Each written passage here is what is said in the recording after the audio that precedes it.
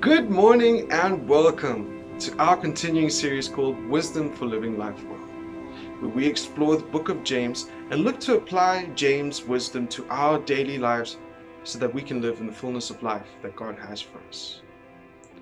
One thing I've noticed about God's wisdom is that it tends to take conventional notions and flip them a bit upside down.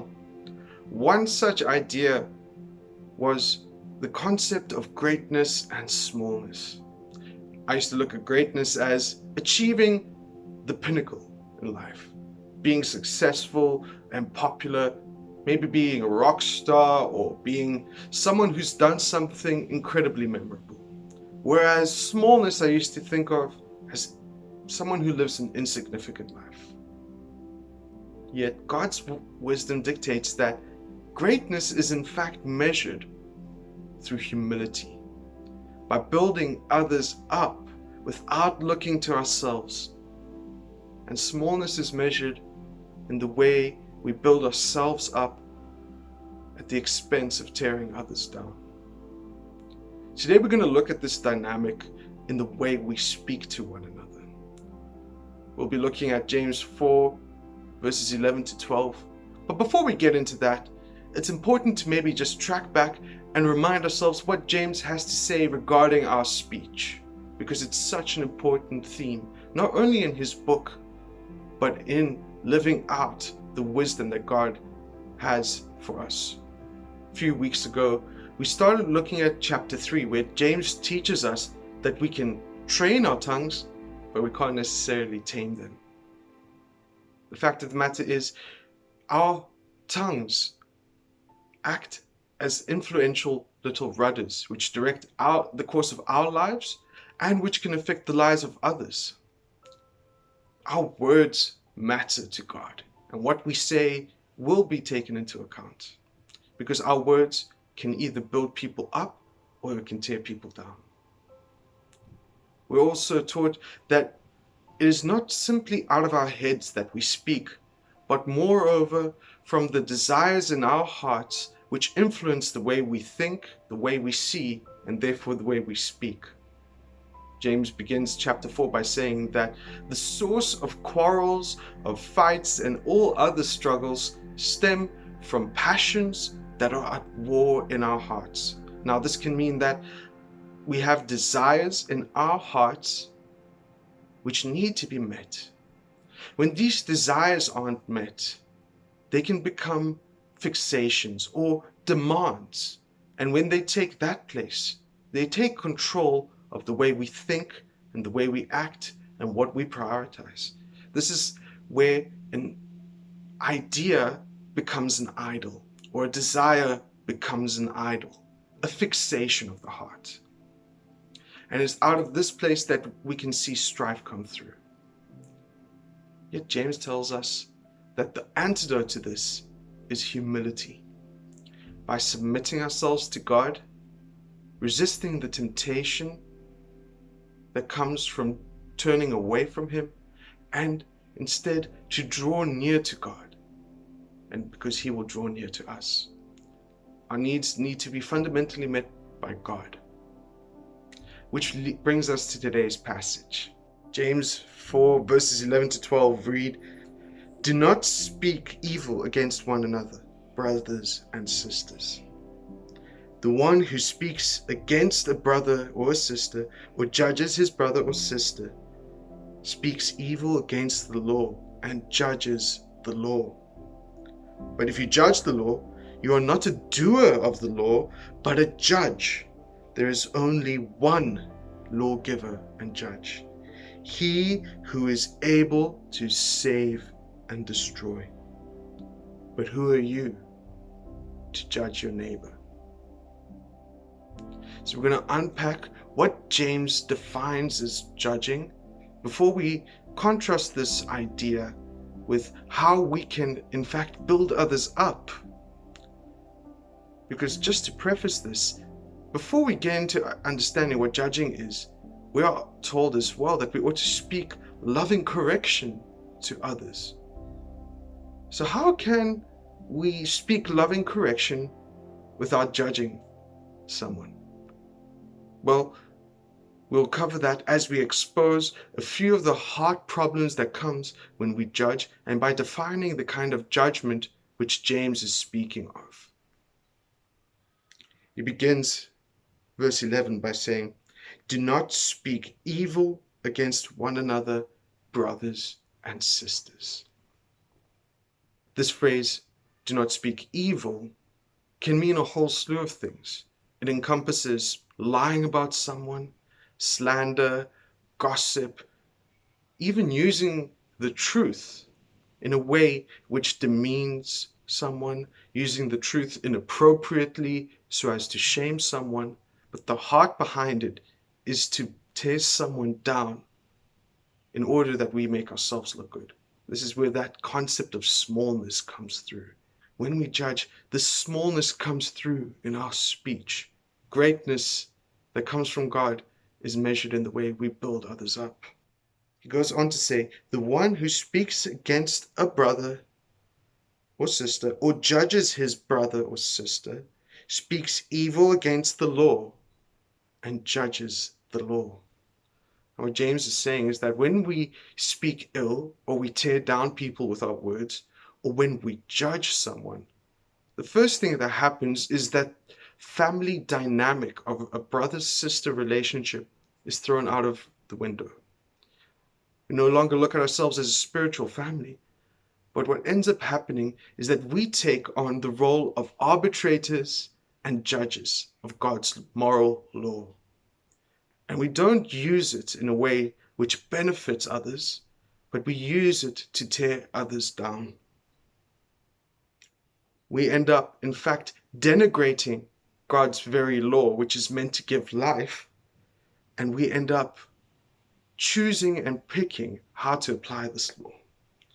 The alternative to which we're called to is to be a doer of the law, not a judge. He says, "But if you judge the law, you are not a doer of the law, but a judge." The law was encapsulated by Jesus as loving God with all our hearts, our souls, our strength, our minds, and loving our neighbor as ourselves. When we judge someone, we end up harming them because we're not looking to impart love to that person. We're not looking to demonstrate God's love.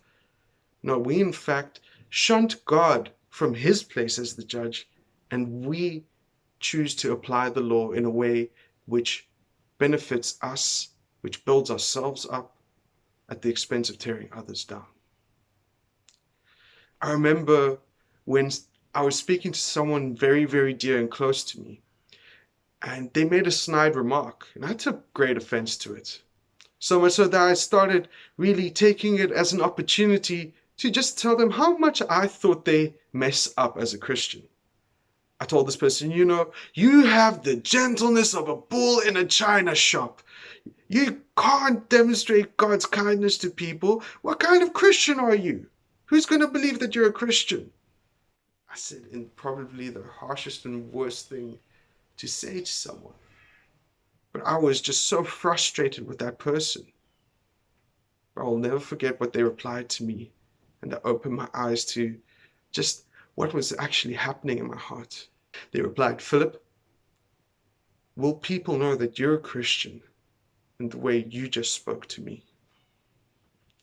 When we judge and when we condemn others through our words, we can often use that as a mask to cover up our own inadequacies, our own insecurities. And going back to what James said about those desires and passions that are at war within us, when we fail to put them into check by submitting to God, by humbling ourselves, then these things control us without ever actually dealing with them. It's not as if though these desires are magically met. Far from it. They end up controlling the way we speak, and out of our insecurity, we end up tearing others down so that we can cover up the possible flaws and holes in our lives. James goes on to say in verse 12, "There is only one lawgiver and judge, he who is able to save and to destroy. But who are you to judge your neighbor? He reminds us that there's only one person fit for the judgment seat, and that is Jesus Christ. There's only one person who managed to keep the whole law and is so without blemish. There's only one person who can see the true motivations of our hearts. And there's only one judge who will lift a finger after pronouncing judgment and help us. Not only so, but it is only through Jesus as our judge that we can have an assurance of forgiveness. Whenever we mess up and we say sorry, our intrinsic hunger is to know that we know that we know that we're forgiven afterwards. Jesus is the only person with whom we can have that assurance. Because when he went to the cross for your sin and my sin, when we harmed one another and in so doing incurred a wrath and a penalty against God, Jesus counted it all joy to go and take our place. And when he hung on that cross, he said, Tetelestai, the debt has been paid in full. And because you place your trust in me, you have an assurance of forgiveness. This is a God who not only wants to simply do away with the punishment, but wants to restore us. What kind of judge does that? And that's why James asks us, but who are you to judge your neighbor? We all fell short of God's perfect law, and we fall short on a daily basis, I think. Who are we to judge our neighbor when we're called to be doers of the law? We're not called to judge our neighbor, we're called to love our neighbor, to build up our neighbor. And we do that by speaking the truth to that person, by affirming that person, and by encouraging that person. And at times even giving a loving word of correction. And I know this seems like a bit of a contradiction though. How can we give loving correction and not judge? Well, it is always a question of what the heart motivation is. Are we ruled by smallness? That means, are we judging someone in order to make ourselves look better? Or are we judging from God's greatness? Bearing in mind what he has done on the cross, and in so doing, looking to build someone up. As James asks the question, who are you to judge your neighbor? He reminds us of what we are called to do. Not judge our neighbor, but love our neighbor. But in order to get that right, we need to look at the words of Jesus, which James is echoing throughout this passage. And for that, we turn to Matthew 7, verses 1 to 5. Judge not that you be not judged. For with the judgment you pronounce, you will be judged. And with the measure you use, it will be measured to you. When we judge, we set a standard. The trouble is, if we place a standard that we ourselves cannot keep, we will be condemned by that same standard. If we approach someone with blame and with criticism, then what we can expect in return is the same. But Jesus calls us to a very important and practical notion that when it comes to offering up a loving correction. Why do you see the speck that is in your brother's eye, but do not notice the log that is in your own eye?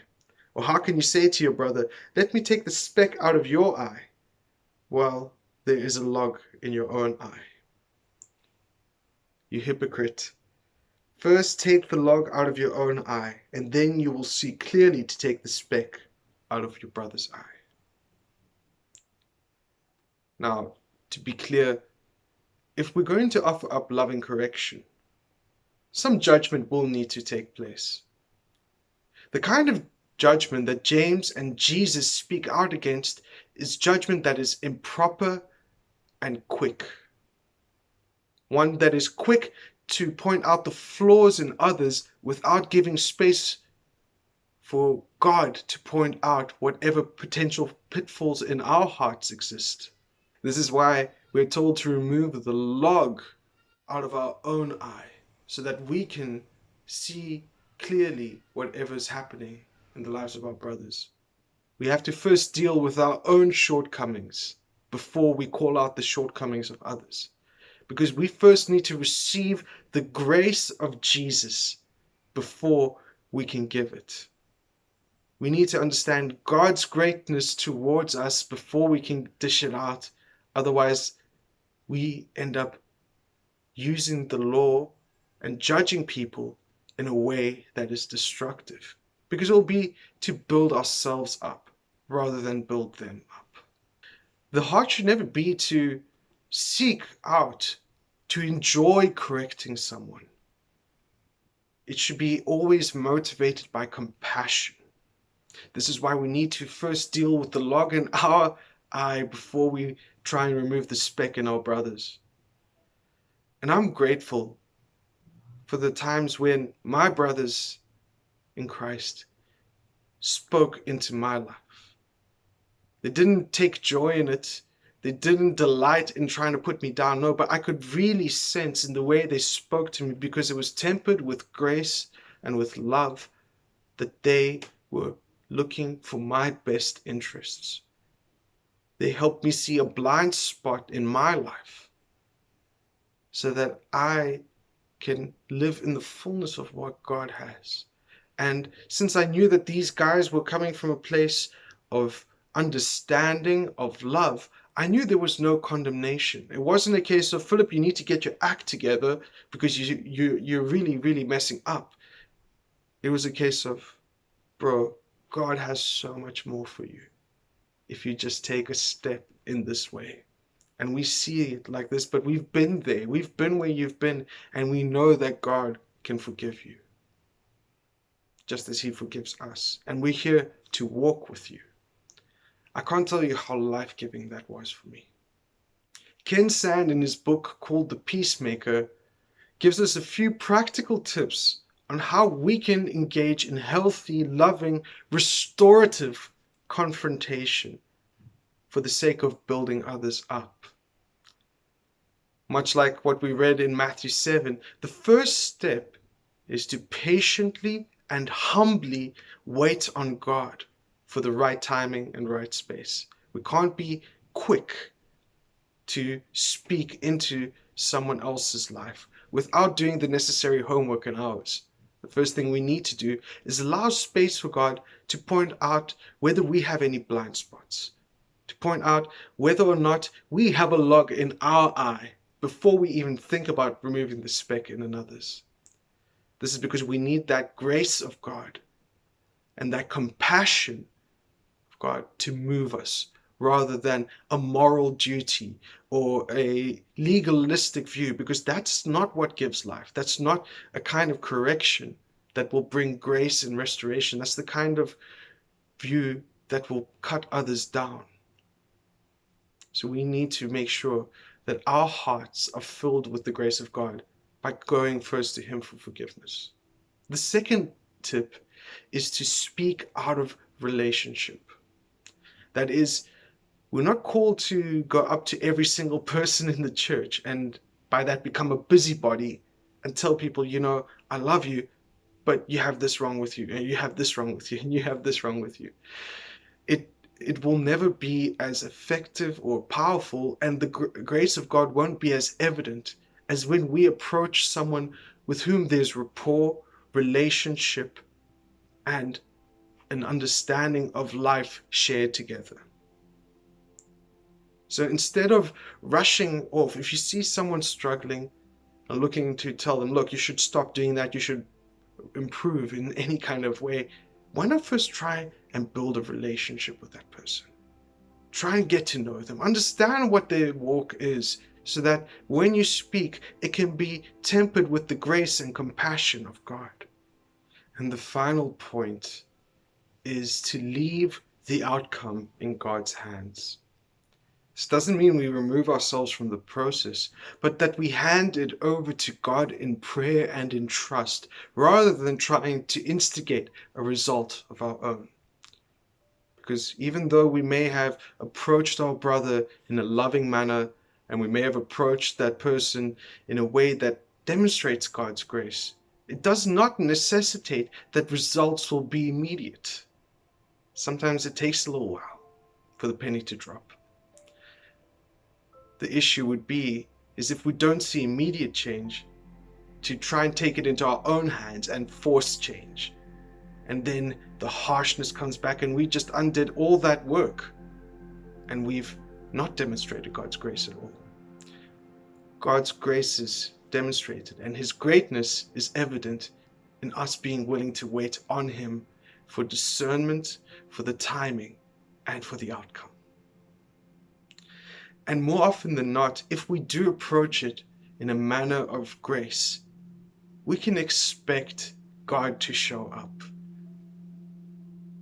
Ken Sand talks about an example from his book, The Peacemaker, where there was a stalemate in his church that he was ministering to, and one of the people in the eldership team was really struggling with the rest of the eldership team.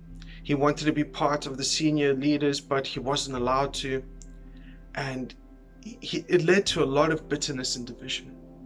So as this man owned up to his own weaknesses, his own sin, God used that as an opportunity to bring healing to everyone in the room who was affected. Not only the man who himself suffered, but the man's wife, the eldership team, and everyone else around it. For the sake of time, I won't read the story, but I want to leave you with this thought. The golden result occurs most often with people who understand and cherish the gospel. When we admit that our own sins are so serious that Jesus had to die for us, and remember that He has forgiven us for all our wrongs, we can let go of our illusion of self-righteousness and freely admit our failures.